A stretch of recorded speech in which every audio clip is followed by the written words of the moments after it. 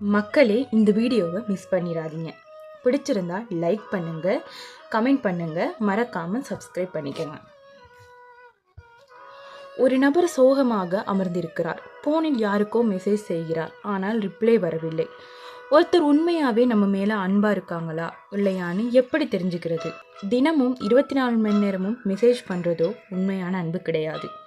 ஒரு பையன் ரொம்ப சோகமாக காலேஜிலிருந்து வந்து ரொம்ப டென்ஷனில் ஒரு இடத்துல அமைதியாக அமர்ந்திருக்கிறான். ராம் அவன் கஷ்டத்தில் இருந்தான். சுற்றி இருந்த எல்லோரும் என்ன ஆச்சு, ஏது ஆச்சு, வாட்ஸ்அப்பில் கேள்வி மட்டும்தான் கேட்டாங்க. ஆனால் அவனோட ஒரு நண்பன் மட்டும் எந்த கேள்வியும் கேட்கல. அந்த நண்பன் கையில் ஒரு கோப்பையை எடுத்துக்கிட்டு வந்து, ராம் இதை குடி முதல்ல அப்படின்னு சொல்லி ராமின் தோளில் கை வைத்து அவனை சமாதானப்படுத்துகிறார். ராமின் முகம் மாறுகிறது. வார்த்தைகளால் அன்பு காட்டுறவங்க அதிகம்.